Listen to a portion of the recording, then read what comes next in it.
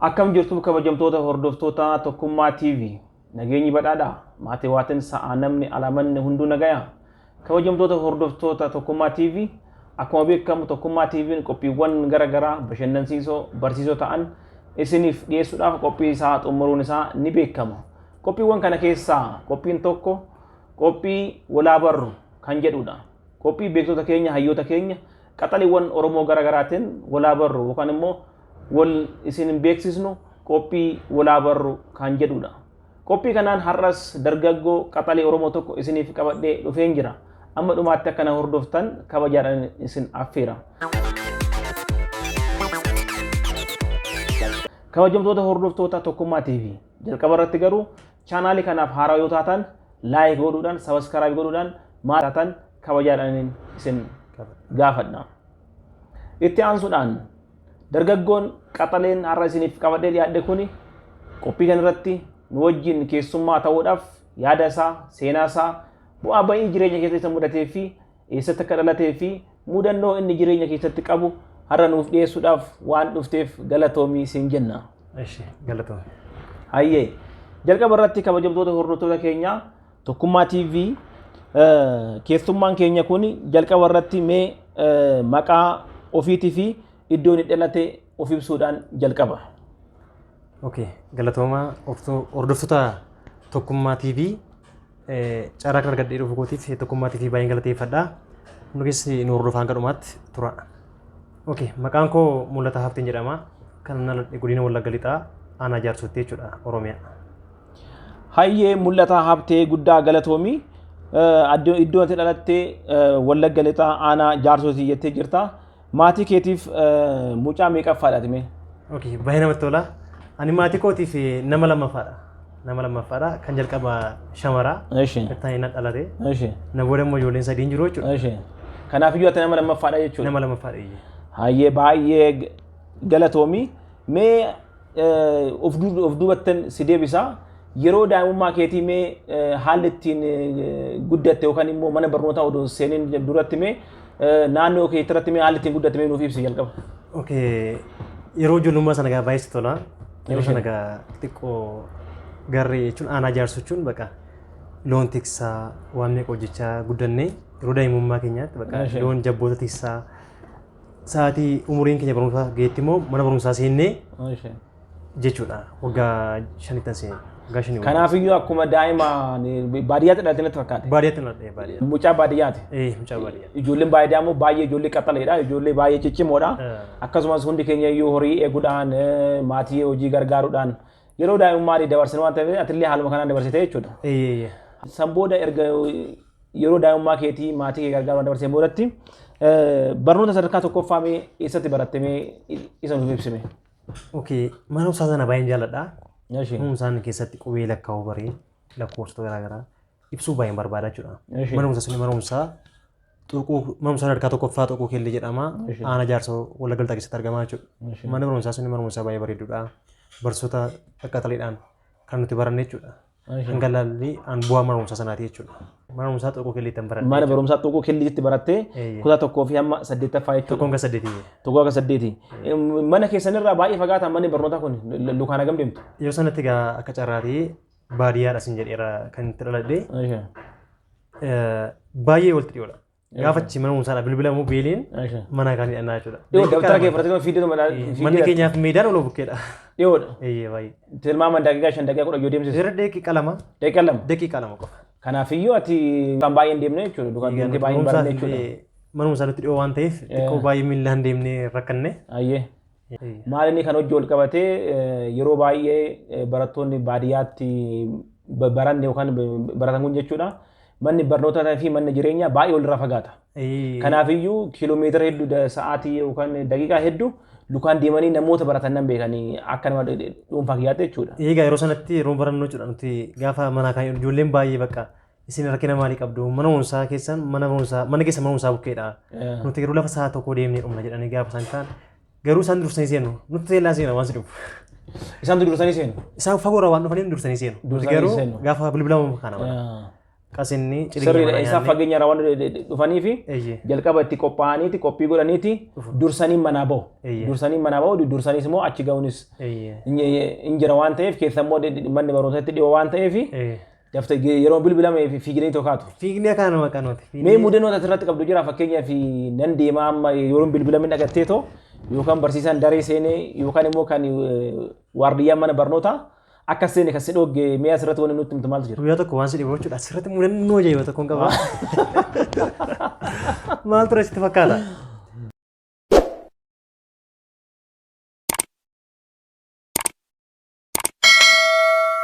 Egaa sa'aatiin isaa yeroo qormaata umuraa ture faayinaalii jechuudha.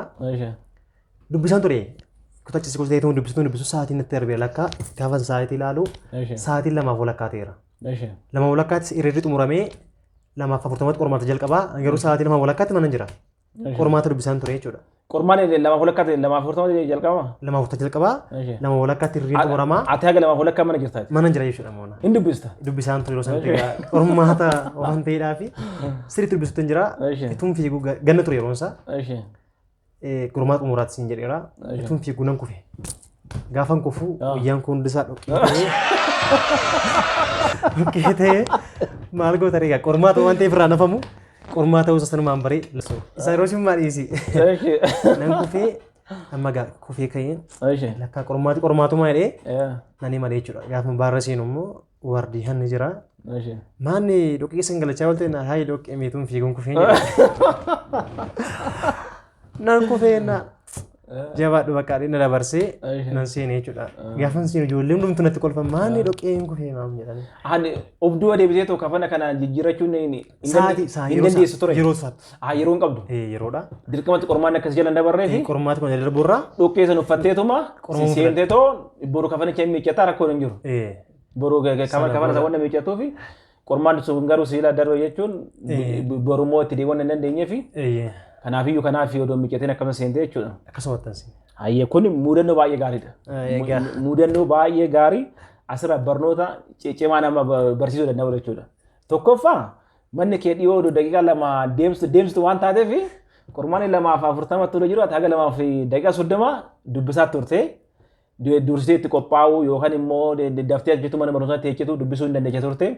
Lammaffaa immoo kaayyoo kee galmaan gahuudhaaf immoo dhoqqee san uffatteetoo qaamni kee muluun dhoqqee kan ittiin kufte san uffatteetoo qormaata qoramte qormaata san dhibba keessa dhibba akka fidde abdiin qaba garuu. Qormaata sana ammaa gaa dubbiseera hojii dhiiras jechuudha. Yaa qormaati siif kaamu qormaata sana immoo jabaatee hojjetee bakka yaadde sana gahuu dandeessa. Milkaa'uu dandeessa jechuudha. Milkaa'aa qormaata ajaa'ibaan hojjette. Kanaafiyyuu harka kennuun hin barbaachisuudha. Harka laatinaa jechuudha. Fakkeenyaaf gara ma'umsaa deemtanii yoo ijoolleen baadiyyaa steek magaalaas yoo kuftanii dhoqqeen sanitti dibatee uffati koo dhoqqeedha namni maal jettee deebuurra deemtanii waan barbaadan sana argattanii gaafa galtan miiccachuu dandeessu jechuu barbaada. Kun dhaamsa koo dhasamaanii jechuudha. Baay'ee galatoomii dargaggoo qaxalee mul'ataa hafte. Baay'ee galatoomii guddaa galatoomii ergaa guddaa dhalootaaf dabarsite. Kabajamtoota hordoftoota Tokkummaa TV ammas qophiin keenya itti fufa. Amma dhumaatti akka nu hordoftan kabajaadhaan isin gaafanna. Ammas chaanaalii kanaaf warroonni haaroo taatan laayik sabiskiraayib godhuudhaan maatii Tokkummaa TV akka taatan kabajaan isin affeerraa guddaa galatooma hayyee. Eshi qophiin keenya akkuma itti fufeetti jira. Qophiin dargaggoo qaxalee mul'ataa haftee wajjin taane akkuma itti fufeetti jira. Seenaa barnoota sadarkaa tokkoffaa isaatti haala ajaa'ibaa ta'een mudannoo isaa wajjin nutti himaati jira. Isinis akka itti bohaaraa jirtan akka itti bashannanaa jirtan abdii qabna. Mee ammas itti aansitoo waa'ee barnoota sadarkaa tokkoffaa keessaa hin bahin. Mee waa'ee ministirii yookaan immoo qormaata kutaa 8 immoo waa'ee isaa nutti himi. Akkam ture yeroo isa fudhatamee waa'ee ministirii mee achirratti haasofnu. Egaa akkuma jedhamu qormaanni ministirii gaafa jedhan xiqqoo sodaachisa takka qormaata akkasii qoramnee hin beeknu. Qormaatumti ture qormaatuma achitti bahee ture moodelaawwan garaagaraa malee yeroo sanatti jechuudha gaafa DBT duuba yaadattu xiqqoo sodaachisa yeroo sanatti sadarkaa sanatti jechuudha. Sirrii haaraa waan ta'eef sadarkaa ijoollummaa sanatti xiqqoo sodaachisa. Qormaanni xiqqeenya hin qabu. Qormaan xiqqoo hin qabdu. Xiqqoo hin qabdu. Nama sodaachifti. Yoon kufee naam jettee yaadda. Barataa goosisu barataa qaxalees kufuu danda'a. Sirriidha. Wanuma jedhuun. Yeroo sanatti gaa dubbisnee maal jennee garuu namoonni baay'ee sodaachisu ministirii qoramtu nuun jedhu. Gaa nutis gaa ciccinee dubbisaa turre. Gaafa qormaanni ministirii inni dhufa jedhamee bakka nutis qophii keenya xumurree moodela qoramnee hunduma isaa training fudhannee irraa jechuudha sanatti akkaataa qormaatti illee guunnullee jechuudha. Hunda xumurree haala ajaa'ibatiin hojjennee dabarreera. Geengootu dibama yeroo qormaata hojjetame geengoo dibata. Geengoo sana gurraachisa. Isa shaakalli gootee shaakalli gooneera sirriitti. Hayyee akkuma beekamu qormaanni ministirii kun jechuun qormaanni kutaa 8 kun jechuun qormaata sadarkaa tokkoffaatti fittee gara sadarkaa lammaffaatti ittiin dabartu waan ta'eef qormaata baay'ee murteessaadha jechuudha. Gara sadarkaa lammaffaatti darbuudhaaf qormaata baay'ee murteessaa ta'edha. Hundi keenya iyyuu qoramnee bira darbaate muudannoo baay'ee qabna. Achirratti barsiisonni isin qoran mana barnoota biraatirraa dhufanii qoru. Yeroo keenyatti kunuunsi isaaniif godhamu, kennaan isaaniif laatamu, naannoo tokko tokkotti hin jira. Naannoo keenyattis wanti akkasii wanti turee fi mee maaltu jira achirratti wanni isin raawwattaniif warroota dhufanii qormaata qoransaniif haalli isin keessummaan isin gootaniif maaltu jira? Egaa yeroo sanatti barattoonni qophii maallaqa xiqqoollee walitti buusnee jechuun sammuun isaanii akka nu jalaan miidhamneef fagooraa dhufu xiqqoo baadiyyaadha katamaarraa xiqqoon fagaatti hanga daqiiqaa 40 jechuudha bakki suni. Bakka sun jechuudha achi kaanii gaafa dhufaniif ciree laannee fi qirii isaanii nyaatanii akka isaan qorumsa kana nu qoraniif sammuu gaariidhaan jechuudha. Sirriitti isaan kunuunsaa turre akkasumas illee wantoota garaagaraa qopheessinee fi isaan afeeraa turre. Oolaayyuu qalleerraaf. Oolaayyuu qallee fi fo'aa sangoone. Sabboona qormaanni haala garaan isin qoran isaanis? Isaanis jechuun seera qormaatichaa eeganiit odoo isin cinqin odoo isin dhiibbaa isinirratti dhiibbaa irratti hin geggeessin hin uumini haala gaaraan isin qoranii qormaata gaarii isin qoranii jechuudha. Hayyee sunis gaariidha. Maal inni yaada kanarratti kaasees naannoo keessa yookaan immoo naannoo baradhe keessatti qophii garaagaraa godhuudhaan barsiisota kanneen keessummaa sirriitti affeeraa turre jechuudha. Sirriitti affeeraa turre kun wannuma baratame jechuudha. Wannuma baratame mana barumsa sadarkaa tokkoffaa keessatti tokkoffaa qormaataaf haaraa waan taaneef wanti kun keessummaa affeeruun kun wannuma baratame jechuudha. Yaadni kee yaada sirriidha jechuu barbaachisan. Hayyee turtiin keenya akkuma itti fufetti jira kabajamtoota hordoftoota Tokkummaa TV. Mee amma waa'ee mana barnoota sadarkaa lammaffaa taasifna. Mee mana barnoota sadarkaa lammaffaa eessatti barattee fi seenaan ati mana barnoota sadarkaa lammaffaa keessatti qabdu maal fakkaata nuuf ibsi? Okay. Akka carraa ta'ee mana barumsa sadarkaa lammaffaa bakka inni itti sadarkaa duraa baradhe sana miti. Iddoon isaa garaagarummaa qaba jechuudha. Mana barumsa sadarkaa tokkoffaa akkuma isinitti himee mana barumsaa tokko killee ittiin baradhe isiniin jedheera. Mana barumsa sadarkaa lammaffaa garuu mana barumsa sadarkaa lammaffaa aanaa jaarsoo gabaadhuma ittiin baradhe jechuudha. Aanaa jaarsooti. Akkuni kun aanaarraa sadarkaa gaddaa irroo sanan turre jechuudha. Naannoo keessa sanan turre. Yeroo sana gamaatiin kollee akka carraa ta'anii magaalatti galanii oluma faana deemnee achumatti galee baradhaa ture jechuudha. Kanaafuu maatii kee wajjin deemtee achitti barattee jechuudha. Maatii koo faana barachaa ture. Maatiin gadis baadiyyaatti waan magaalatti waan galanii fi isaan wajjin teechetti achumaan achitti barattee xumurte jechuudha. Yeroo sanatti maatiin koo magaalatti galanii akka carraa ta'ee oluma faana galee jechuudha. An kutaa 9 gaafan ga'u isaan magaalatti galanii achumaan barumsa koo sadarkaa lammaffaa. Kanaafuu carraa gaarii si mudate jechuudha. Carraa gaarii na mudate. Carraa gaarii mudannoo bareedaan qaba. Mudannoo bareedaa jechuudha. Barnoota sadarkaa tokko maatii kee wajjin kan lammaffaattis immoo maatii kee wajjin barachuu irratti baay'ee gaariidha jechuudha. Asirratti maalinni yeroo baay'ee maalinni barattoonni tokko tokko baadiyyaarraa gara magaalaa yoo deeman jireenya itti jijjiiramuu maatirraa adda yoo ba'an kana immoo yaaddoon maatiitti dhaga'amuu danda'a. Kana wajjin wal qabatee qabxii isaaniitis gadi bu'uu danda'a. Qabxiin isaaniis jalaa irrachuu danda'a waan ta'eef ati wanna kanaatirraa bilisa jechuudha. Bilisa. Baga waaqni bilisa si baase. Nuti ijoollee bilisa sana. Ati ijoollee bilisa jechuudha. Dirqama. Galatoomii yeroo kechanii barnoonni kutaa 10 wanni jedhamu jira. Kutaan 10 maatirikii wanni jedhamu jira. Jira. Okay. Kanaafuu kutaa 10tti qormaata maatirikii kurnaffaa bara qoramneerra. Qorantanii jirtu. Hayyee mee isa hojii wal qabsiisu akkam turmee asirratti ammoo yaasofnu. Qormaanni kutaa 10 kun maal inni yeroo tokko tokko barataa cimaan barataan dura qabxii gaarii qabu kan hin dabarre jira.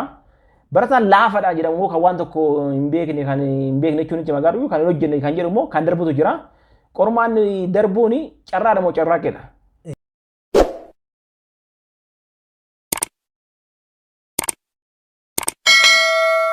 Asirratti carraaqqis ni jira. Carraanis carraaqqinis jira. Mee akkamitti? Kam jettati? Fakkeenyaaf ani akka kootti carraaqqina jedha. Ciminaan carraaqqiidha. Carraan garuu persentii 100 keessaa persentii tokko jiraachuu danda'a. 100 keessaa carraan persentii tokko jiraachuu danda'a. Garuu persentiin 99 carraaqqiidha. Hojjettee kan fidduudha jechuudha. Hojjettee kan fiddu, qorattee kan fiddu. halkanii fi guyyaa dubbistee kan fiddu rifeeroota garaagaraa gootee kan fidduudha malee carraadha wanni ta'u hin jiru jechuudha. Inni akka carraa persentii muraasa akkasumas persentii muraasa jechuudha. Maaliif mudannoo baay'een qaba jechuun wanti argees baay'ee jira waan ta'eef barataan baay'ee cimaadha jedhamu oolidha tokkoffaa kan bahu qormaata kanatti immoo yeroo kufu agarta. Egaa kuni maal jirudha? Maaliif ta'etta kuni jechuun baratichi kuni gizee kilaasiin hojjetaa oolidha tokkoffaa baha garuu qormaata kanatti immoo hin darbu hin kufa. Kun rakkinni isaa wanti over stress baay'ee cinqatii yookiin baay'ee sammuunsaa cinqatiidhaan wal qabsiisee inni dhabaa jechuudha. Hunda dubbisa. Galgala boqotu. Barataa cimaa waan ta'eedhaaf yoon kufee maatiin koo maal laan jedhu. Ijoolleen keessatti wajjin barachaa ture maal laan jedhu waan ta'eedhaan sammuusaa waan dhiphisuuf. Kanaafuu teenshinii qabata. Rakkoo teenshinii qaba. Teenshinii qabatee baay'atee jiru. Sammuusaa istaakii ta'uu danda'a yeroo ormaa isaaniitti jechuudha. Na'uu danda'a. Waan tokko wal qabatee harkaa baduu danda'a jechuudha. Waan hojjetullee waan dubbisee dura hojjetullee deebisuu dadhaba. Yeroo sanatti rakkoo istireesii yookiin teenshinii cinqii keessa yeroo seenu wanna beeku sanuyyuu wallaaluu danda'a. Wanna beeku sanuyyuu qormaata irratti deebisuu baachuu danda'a jechuudha. Dammoo dabalataan immoo yeroo qormaata sanatti ijoolleen cimoo ta'an hin dubbisu hin rafanii hirriba dhabuun illee baay'ee isaan miidhaa jechuudha. Saa isaanii fi hirriba isaaniitiin wal maalchisanii dubbisan. Yeroo baay'ee akka dubbisa irratti yeroo isaanii fixoo boqonnaa baay'isanii boqonnaa sammuu barbaachisaa kennan. Kanaaf rakkoon isaan mudatu qaba. Rakkoo kanarraa kan ka'e barataan cimaan tokko qormaata maatirii yookaan immoo kutaa kudhanii kana darbuu baachuu danda'a hojjechuu baachuu danda'a. Kan jedhu kana jechuudha. Tokko sirriidha yaada gaariidha. Cinquun hin barbaachisu. Cinquun hin barbaachisu. Firii taatee dubbistee too firii taatee immoo qormaata san hojjechuu deebisuu danda'uu qabda jechuudha. Asirratti maal inni yaadni dabalu fakkeenyaaf qormaanni kun qormaata biyyoolessaati. Qormaata akka guutuu biyyattiitti qormaanni barattoonni qormaatamanii haala qormaata kanaa beekuu baachuun iyyuu kufaatii keetiif sababa ta'uu danda'a jedhee yaadan. Maaliif qormaanni biyyoolessaa kun amma jalqaba wanni moodeelii jedhamu jira. Moodeelii egzaam kan jedhamu jira. Moodeelii egzaamii kana barataan yoo sirriitti hin hojjetini qormaatota kutaa kudhanii yookaan immoo kudha lamaatis haa ta'u tanaan dura sanniin moodeelii egzaamii yoo sirriitti hin hojjetini qormaanni kun itti haarawaa ta'uu danda'a jechuudha. Qormaanni daree keessatti qoramuu fi qormaanni akka biyyaatti qoramu suni garaagarummaa qaba. Tokko miti. Sigalee barataan maal gochuu qaba? Qormaata biyyoolessaa sana wajjin of allaayinii godhuu qaba. Of fakkeechuu qaba. Wal baruu qaba. Wal baruu qaba isa wajjin. Qormaanni maaltu gaafatamaa jechuu qaba. Fakkeenyaaf barataa seenaa tokko seenaa Itoophiyaa, seenaa Afrikaa, seenaa addunyaa kan jiruun shamaddaneetu sammuu keessatti yoo qabate qormaata irratti garuu deebisuu baachuu danda'a. Sigalee qormaata irratti maaltu gaafatamaa? Sisteema qormaata sana beekuu. Sisteema qormaata sanii beekuu qaba.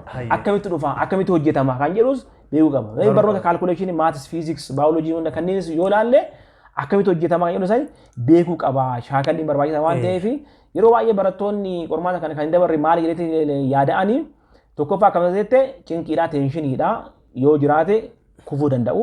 Lammaffaa irratti immoo qormaata sana wajjin yoo of hin barsiisin siisteemii qormaata sanii yoo hin beekini siisteemii qormaata sanii haara'u ta'a jechuudha. Sigalee shaakalli jechuudha. Shaakala yoo shaakala gaadhabuu irraa kan ka'e kufuu danda'a waan ta'eef kanarraa kan ka'e anyways ati dabartee jirta congratulations. Qabxii bareedaan qabxii olaanaadhaan dabartee jirta waan ta'eef congratulations sisteemiin isaa si galee jira Muller jechuudha.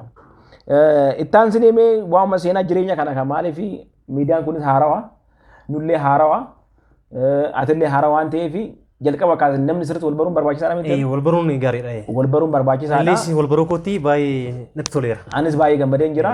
Keechummaa kiyya jalqabaatti nama intarviyuu godhe tokkummaa TV irratti akka seenatitti keechummaa jalqabaa waan taateef. Galatoomii. Kanaafiyyuu seenaa keenyas wal baruun barbaachisaadha.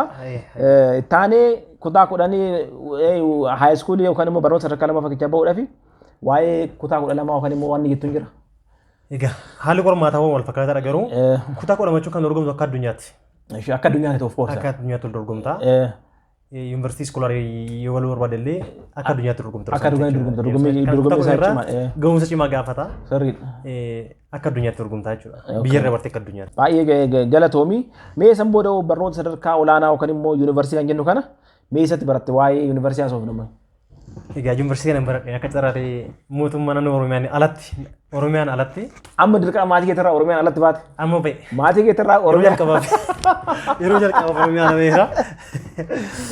Asirratti mammaaksa tokko maal jedhu seete ilmi dhiiraa luka qaba malee biyya hin qabu jedhama. Ilmi dhiiraa luka qaba malee biyya qaba waan ta'eef miila malee biyya qabu. Miila malee biyya qaba. Jedhama waan ta'eef atis dirqamni. Ati ilma jaarsaa jechuudha. Akkasatti illee Oromiyaa keessaa naannoo kamitti deemte? Yuunivarsiitii kamitti deemte? Yuunivarsiitii Gondoritti deeme yeroo sana. Yuunivarsiitii Gondor. Yuunivarsiitii Gondoritti deeme. Warra soddaa keenya bira dhaqxe jechuudha. Warra soddaa biratti hin biradhe. Warra soddaa biratti biradhe. Eeshi hayyee. Yuunivarsiitii Gondor akkamitti si gahe? Egaa yeroo sanatti yuunivarsiitii warra top 3 jiran guute. Eeshi. Jalqaba yuunivarsiitii Addis Ababaan guute. Eeshi. Itaan sun Jimmaan guute. Eeshi. Umarratti sadaffaa irratti Gondoran guute. Eeshi. Yeroo sanatti egaa Gondor PC yuunivarsiitii jedhama. Eeshi. Akka ammaa kana iyyuu hin babbanne biyyi. Akka ammaa kana Akka ammaa kana iyyuu miti. Eeshi. Yuunivarsiitii PC jedhama yeroo sanatti. Yuunivarsiitii nagaadhamee beekama. Fayyaa siin kenna. Damee fayyaa barsiisuudhaan fiildii baay'ee barsiisa yeroo sanatti jechuudha. Gondor yuunivarsiitii baay'ee cimaadha. Akkasumas Addis Ababaa, Jimmaa fi Gondor fiildii fayyaa baay'ee barsiisu. Fayyaa barbaachan deeme yeroo sana jechuudha. Fayyaa barbaade barnoota fayyaa barbaade deeme. Fayyaa barbaachan deeme. Hayyee hayyaa argattee fayyaa argattee. Akka carraatee egaa fayyaan barbaade kan arganne. Yuunivarsiitiin eegee bakka waan gootee inni jechuudha. Yuunivarsiitiin eegee ture iddoo kanatti. Garuu fiildiin filadhinaan inni. Kun mudannoo jiru. Kun mudannoo jiru. Yookaan yuunivarsiitii si eegee fiildii siin eegu yookaan immoo fiildii si eegee bakka barnootaa immoo siin eegu jechuudha. Sun mudannoo jiru. Mee asirraa kaasee tokko amma turtiin yuunivarsiitii keetii maatii keetirraa adda baatee Oromiyaarraa adda baatee nama afaan biraa saba biraa bira keessas deemuun kuni kun tootaalii jireenya haaraa seenaa haaraa siifi mee afaan hojii wal qabatee maaltu suunate mee dandeettis egaa asirratti gara yuunivarsiitii erga deemuu jalqabeen booda gaafa naannoo Oromiyaan ala bahe seenee jechuudha. Laga bayyaa gaafa ce'ee kaasee bakka chaalenjii haaraan jalqabee. Maaliif gara naannoo isaa yoo deemtanii beektu ta'ee wanta agartanidha. Afaan Oromoo biyya keessatti dubbatamu afaan Amaaraa qofaadha. Injiru gonkumaa. Iddoo sanatti kan nuti immoo afaan Amaaraa dubbachuu miti barreessuu iyyuu hin beeknu. Yoo xiqqoo muuxannoo qubee jechuun qubee sana iyyuu yoo lakkaa'u xiqqoo barre malee waan dubbachuu yaadamu yeroo sanatti jechuudha. Yeroo sanii sanatti iddoo keessatti baratamaan turre. Haaluma sirni darbiitii wal qabatee jechuudha. Gaafa biyya sana deemnu chaalenjii wayii eegallee ture. Si mudate jechuudha.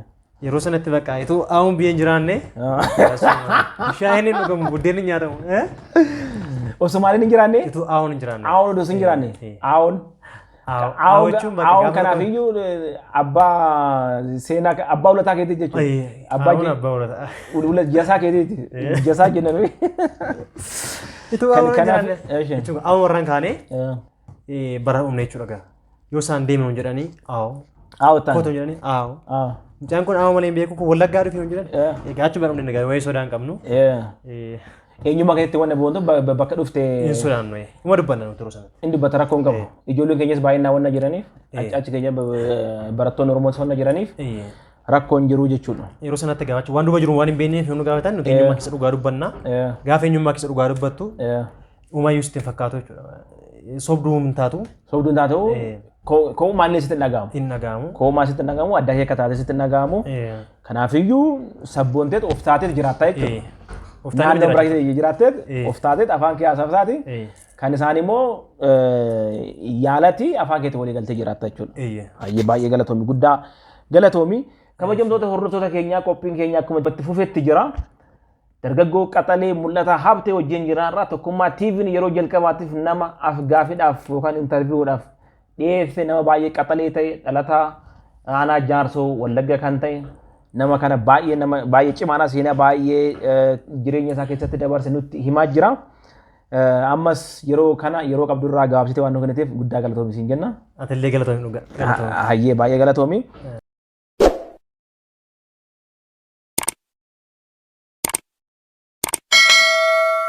Mee ishee turtii yuunivarsiitii hojii wal qabatee toomee haalli nageenyaa maal ture yeroo baay'ee yuunivarsiitii keessatti yeroo gaafiiwwan garaagaraa itti ka'uudha. Yeroo barataan baay'een gaafii siyaasaa, gaafii diinagdee, gaafii hawaasummaa itti kaasuudha. Mee rakkoon nageenyaa yeroo keessanis mudate maaltu jedhame?